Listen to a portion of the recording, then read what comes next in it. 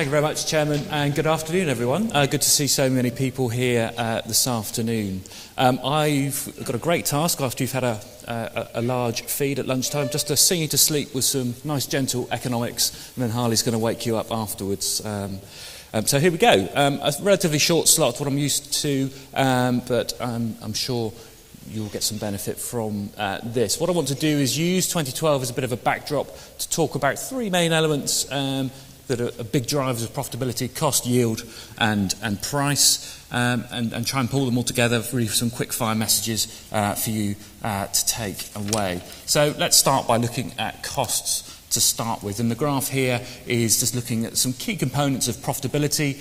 The green line there at the top and on the left axis is the spot price of ammonium nitrate onto the farm, and the bottom solid line there is the feed wheat price, again on the left hand axis, and the broken line is correlated to the right hand axis, looking at the N to grain break-even ratio that I'm sure you're all accustomed to. Now, with these two commodities, grain and fertiliser, both have become very volatile in their own right, so it's become the situation where you can't just rely on interrogating the wheat price or indeed the fertiliser price as a gauge of profitability. You have to look at both in terms of that, and that's where the break-even ratio comes. I'm going to come back to fertiliser in a moment. That's the main area of coverage when we're talking about costs, but of course we can't ignore the other costs as well faced by the industry. Fuel is a growing one, not just for machinery, but certainly for drying costs if recent harvests are anything to go by, and unfortunately those values are only going one way. Believe it or not, the world is experiencing economic growth in some parts, and to do that there is a requirement for energy to do that, and so that's a big driver behind the cost of rising fuel. Rental costs are becoming more and more important to the industry for two main reasons. When we have volatile grain markets, rent becomes more and more of an interesting issue via rent reviews, and certainly the correlation is strengthening between rent and grain market values as well. Rent's also an important function, or becoming more and more important, of production economics, because the dynamics of the industry is changing. We're seeing this widening spread between the people that own the land and the people that farm the land via share farming agreements or contract farming agreements, and it's really the owner-occupier segment which appears to be the shrinking away, and it's really the share farming, contract farming element which seems to be growing, and that makes the rent an important function of the cost base. Finally, just away from the fertiliser issue, is talking about depreciation. And what we've seen in the last few years, we've seen relatively good profitability. We've seen the arrival of some much-needed investment in plant and machinery. The only downside of that, of course, is that brings with it high levels of depreciation on an annual basis and injects more cost into the cost base. But to come back to the fertiliser elements and what's going on in fertiliser markets, well, they're very much similar to grain, and they're characterised by very much strong demand going forward. The trend is very much for strengthening demand, principally in line because the world is wanting to use more grain. Weather issues have created strong crop values, and so that increases the demand for fertiliser. But it's about the dynamic of how do we produce more grain to meet the growing demand, which is a key feature here, and it's a function of yield rather than area. The world will produce more grain via improving yields than it will do by increasing area, and it's really what we would see the basic arrival of introductory agronomy, if you will, into key areas even like China, areas of Russia and Ukraine, such as the arrival of basic fungicides and the arrival of basic fertilisers that's going to raise the global crop yield, and that's where this growing demand for fertiliser is going to come from. However, although we've got faced with strong demand, we've also looking at an increase in supply. When I go out and speak to farmers, I'll often talk about the decade of uninspiring wheat prices that the industry was faced with prior to 2007, and it was very much the same case in the fertiliser industry as well. Relatively flat, low prices, very thin profit margins, and so no real incentive to increase production. Post-2007, with the rising in grain and fertiliser prices, there's been incentive there to invest in new production capacity across the main nutrients of nitrogen, potash and phosphates as well. But on the nitrogen side, The big driver there is the cost of energy, and it's interesting now the arrival of, or the takeoff of shale gas in the US. The controversy, of course, is fracking and the impact that can have, and that's a big driver of the economics of fertiliser production. Of course, nitrogen supply dominated by both urea and ammonium nitrate, and I think that's something we probably need to have a closer eye on going forward and looking at the relative value of those materials as supplies of nitrogen to the crop, and watching the technology of what I've sort of deemed as protected urea. You've probably got a different name for it, but that's the simplest way I can sort of think of it in terms of what role that can play. And we're quite unusual in the UK in that a lot of our fertiliser is ammonium nitrate based, whereas much of the rest of the world has a urea focus on there, and so it may well be interesting to see the role urea can play.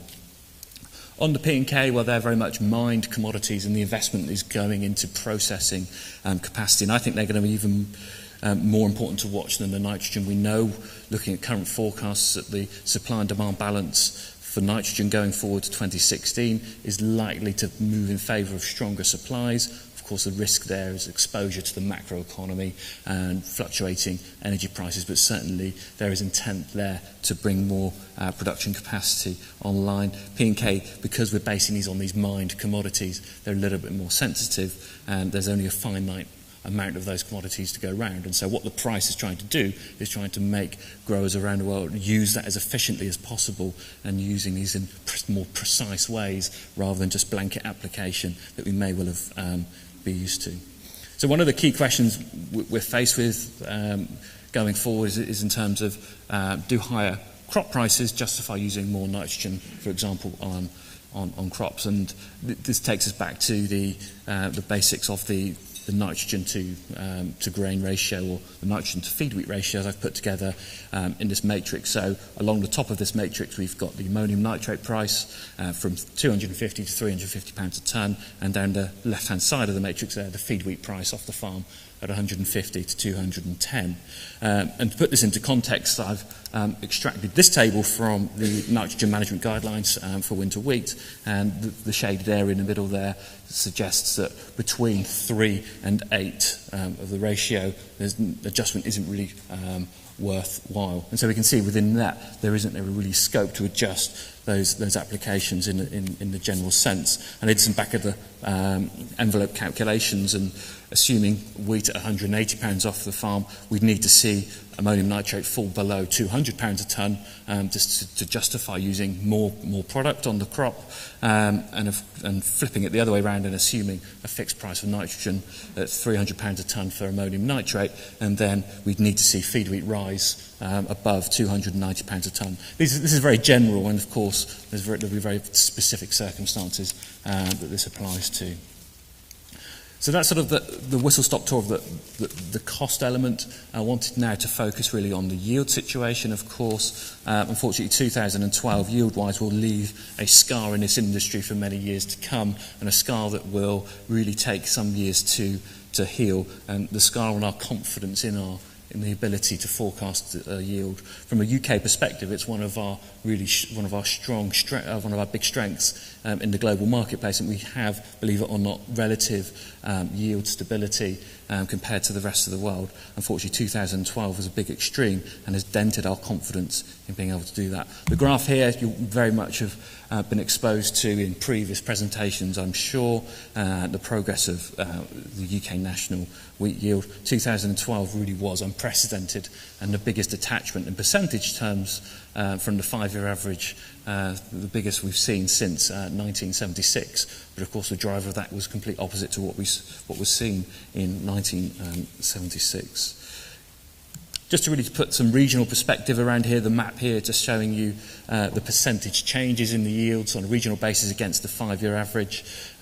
Wheat clearly favoured, came off worse than say barley in most of the or all of the regions really, and that's had a huge impact for the marketplace. Now the data here is just comparing the percentage detachment from the 5-year average, and there's a bit of caution to be had because I'm of the view that our 5-year average yields are pretty pathetic and not really worth shouting about at the moment.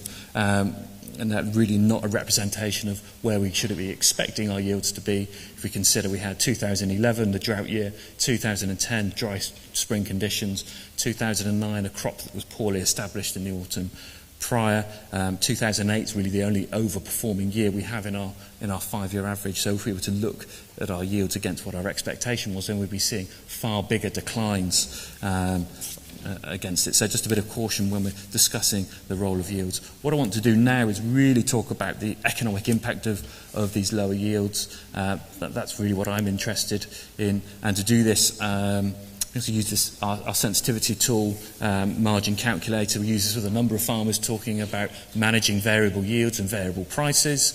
And just to talk you through what's going on here, I must stress that this is illustrative information only. Because essentially we've got some very big ranges out in the industry, and that range is getting even bigger from year on year. The range in terms of cost and yield is getting bigger and bigger between different farms. And I've come to the opinion that there's no such thing as an average cost of production for this industry, because the ranges are just getting so huge. So just to talk you through here a mapping, really an example we went through a year ago, talking about the 2012 harvest and following through the data here. So an area of 200 hectares of wheat, forecast to produce 9 tonnes to the hectare, and with total costs just shy of £1,300 per hectare, and against so producing a forecast 1,800 tonnes of wheat with a production cost of 141, and at the time the market was around 145. So in this example, again purely illustrative, the farmer's taking the opinion, well, we'll sell a third of the production here. These are relatively, or were for the time, historically strong pre-harvest values, and that was the big incentive for forward selling at the time. Obviously hindsight is a wonderful thing, and of course with the benefit of that nothing would have been sold, but that certainly wasn't the reality.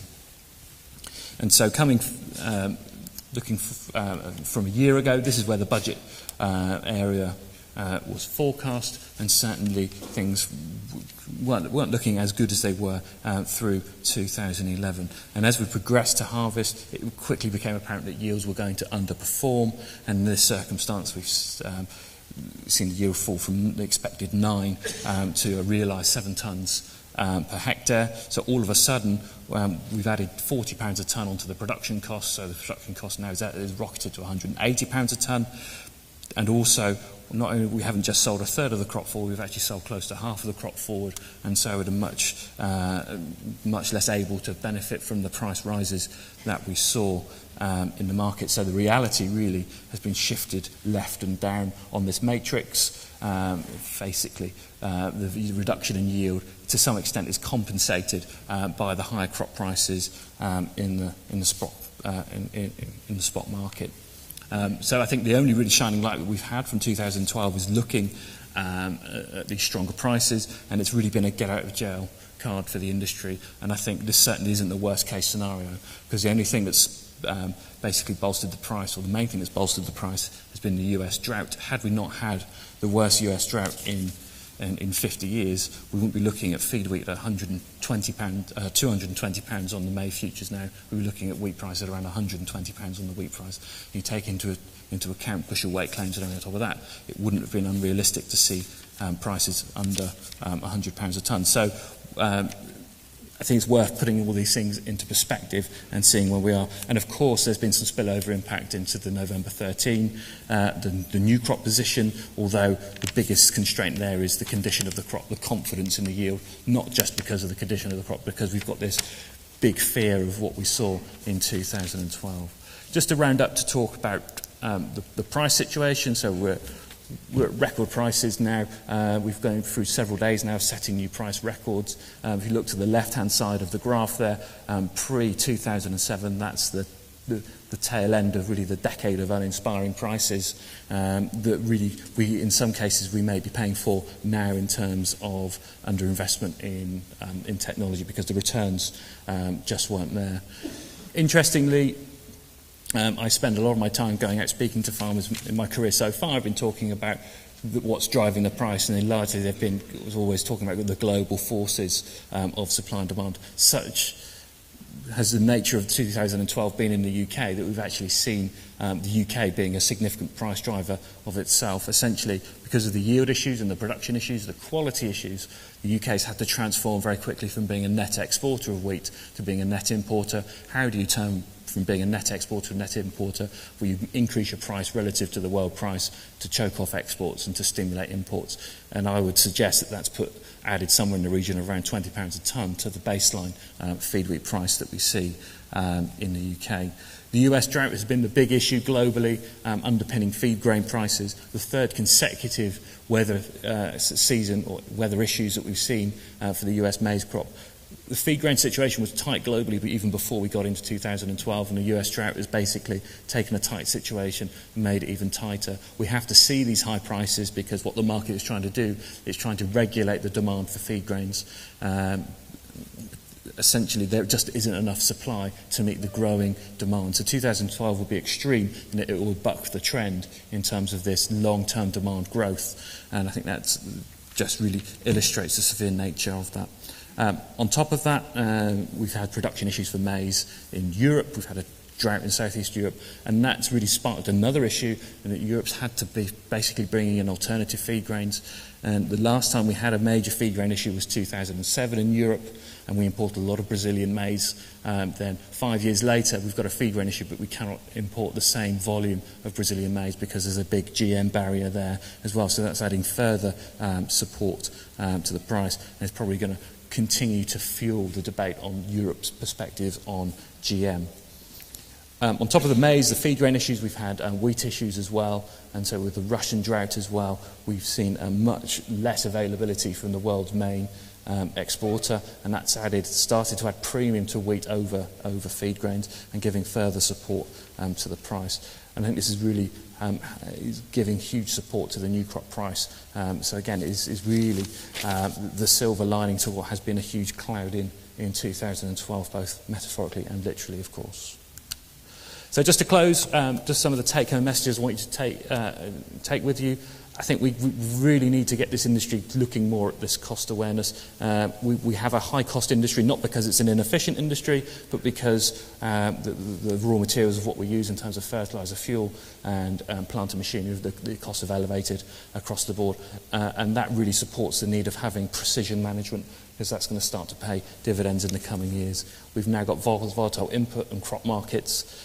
Basically, we need to start managing those in parallel. We don't want to be looking at those in isolation. They need to be managed together to basically extract a production margin. And I like to look at volatility really as an opportunity more than a threat, because when we have flat prices, it's very little opportunity for profit, but there's very big opportunity for a well-managed business to have a strong business because of volatility.